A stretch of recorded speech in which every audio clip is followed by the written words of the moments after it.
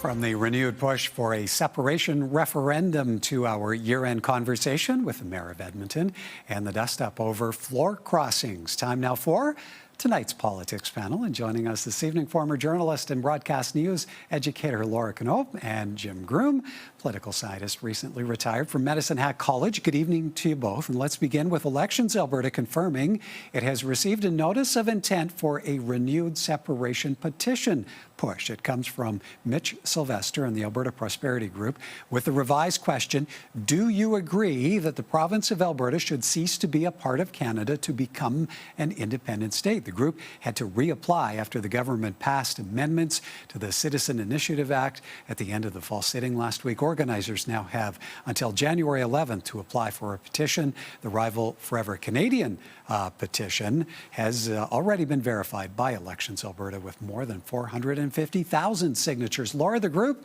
has submitted its paperwork. It's said to be ready to roll once clearing the remaining application hurdles. How do you see this changing dynamics around debate over the issue of separation?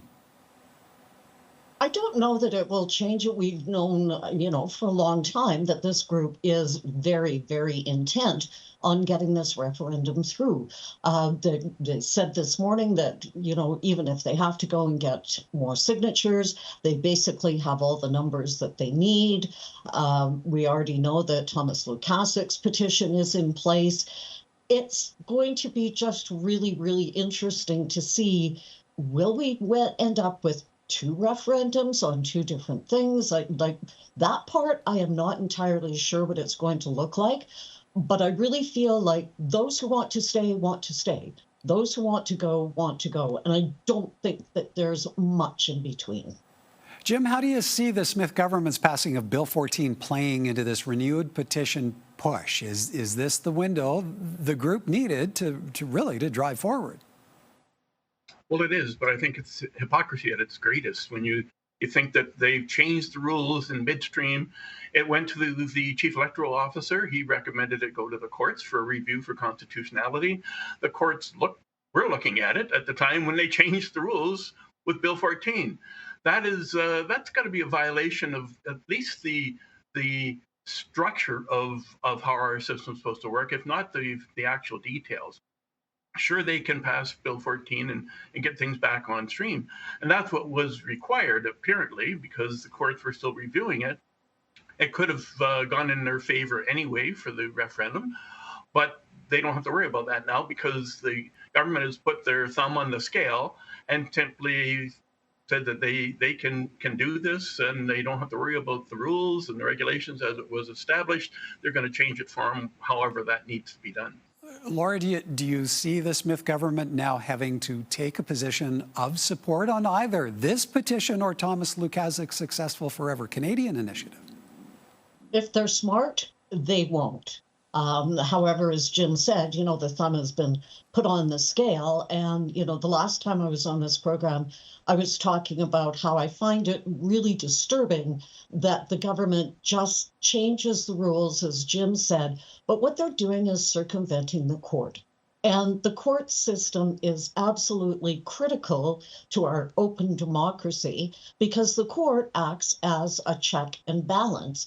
And just simply changing legislation whenever it doesn't work, either just leave it alone and, let the chips fall where they may, or perhaps write really, really good legislation so you don't have to do this. But I'm really disturbed by the fact that everything seems to be just on the fly. We don't like this, so we're going to do something else instead.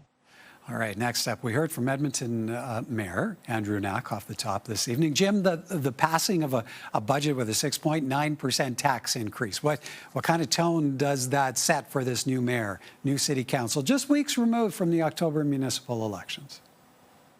Yeah, now the mayor does make some good points as to the reasoning for it and the fact that they were, fighting an uphill battle to try and catch up for previous budgets. However, one thing that I think is little pie in the sky is he's hoping that the provincial government's going to come out and bail him out. Now, the provincial government is, $6.5 billion deficit this year. They estimated that oil and gas would be at $68 a barrel. It's at 58. So their royalties are going to take it on the chin. They wouldn't pay the teachers anything more. And ordered them back to work with a contract they had already rejected using the notwithstanding clause. They're cutting the H recipients of $200 a month for people who make virtually nothing as it is. And yet they're expecting that they're going to get more money from the provincial government, which I just don't see happening. I think they're going to have lots of discussions and a bit of wishful thinking, but the provincial government is not going to bail out any of the municipalities. So I think that 6.9 is the people of Edmonton are going to wear it, and it's unfortunate, but they do have lower housing costs, as the mayor pointed out, which maybe makes up a little bit for that. Laura, a lot of what we discussed with the mayor requires crossover with the province. So what kind of roll forward do you see Andrew Knack building in relations with the Smith government? How smooth a road do you see that being? I think on the surface, when they come out and talk to us, the public, it's going to look nice and smooth. But I think there is a lot of work that still needs to be done. And Calgary's tax increase was significantly lower than that. I think it was around 2%, just under 2%. That's a big difference between those two tax increases. And so there is also the public perception, and of course I live in Calgary, so if I was an Edmontonian, I'd be saying, well, how come Calgary can do it and we can't? All right. On that note, time for us to take a bit of a break. But when we come back, Pierre Poilievre's response to floor crossings. More from our politics panel in a moment.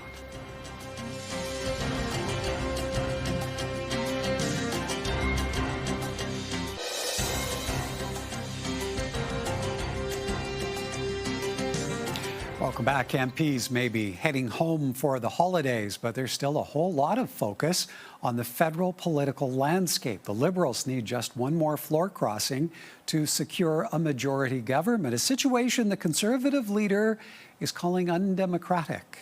I'm very troubled that they made that decision, but the people in their ridings voted for the Conservative agenda that I'm continually leading on in the House of Commons.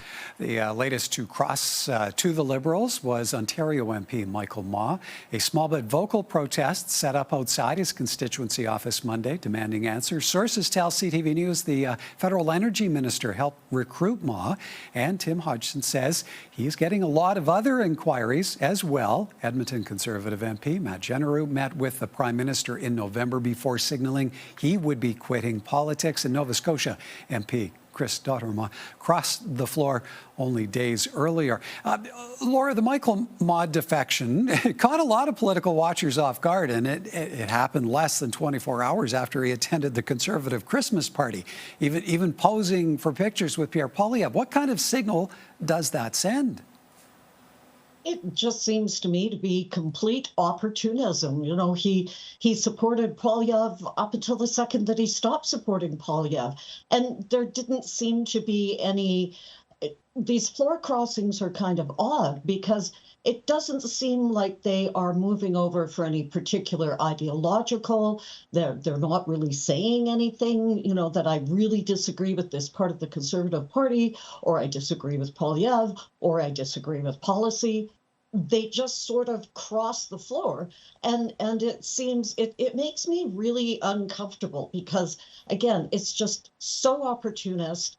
And because our parliament is just balancing on the fine edge of a knife, these floor crossings are incredibly significant. Jim, what should be made of Pierre Poilievre's assertion that the Carney government is trying to manipulate an undemocratic majority? How much weight does that point carry? I don't think it carries a lot of weight. Politicians understand that this is a vicious kind of a game that they are engaged in, and all affairs and love and war, as they say. And I don't think anybody would be particularly concerned. What might be a little bit more concerning for the party is that, as for the last election and also for his response now, Poilievre doesn't seem to want to pivot on anything. You know, he was asked the other day, well, do these defections mean that you'll have a change in your approach? And he gave a very curt no. That was his answer. He just doesn't seem to want to recognize that there may be some adjustment required or some adoption of a different approach. So that's how he's taken his position, and he locked it in. Laura, should anything be made of the energy minister suggesting he's getting a lot more inquiries from across the aisle, or is that just something to tell the reporters? You know, we don't know what's happening in the background. It could be either or. I wouldn't be surprised, though, if there were more people that are thinking about crossing the floor.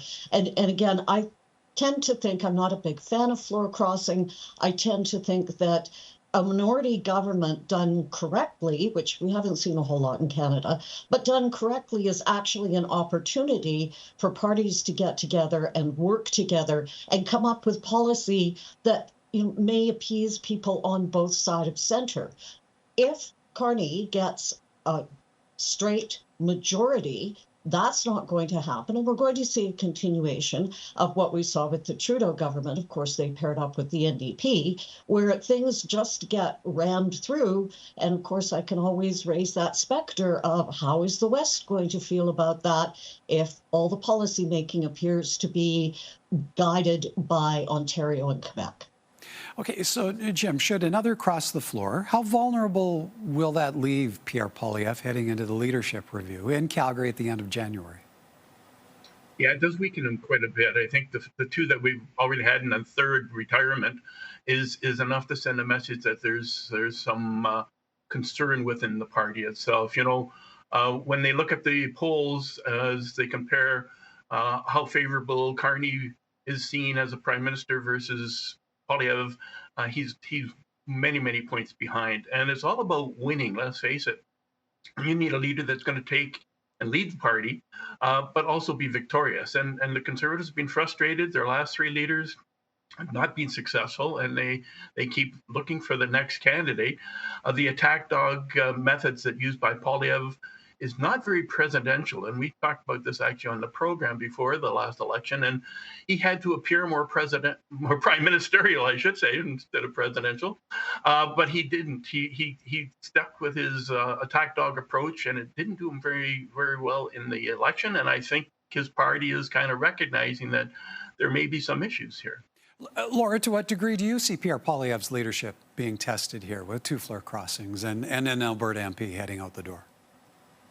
I completely agree with Jim. I think he is at a really critical point.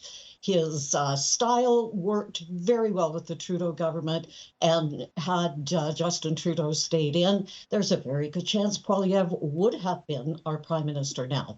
Trudeau didn't, Poilievre isn't, and there's going to be a lot of questions asked about that when that leadership convention comes around. Jim, does this all settle down now with the start of the Christmas holidays, or are we still talking through the end of the week and into the new year? Well, most of the Christmas parties are over, and Christmas parties, at the end of them, is when you attack your opponent and ask them if they're willing to cross the floor. They've had a few drinks and maybe are a little bit on a relaxed basis. So until everybody actually heads home, there still may be some changes that occur, of course, but it will be behind the scenes and it will be very quiet. So I think it's probably stable. We can probably think that at least until the first part of January, we're not going to see too much flipping going on, I guess, at this point. All right, we'll have to leave it there. Great to see you both. Thank you kindly. Thank you.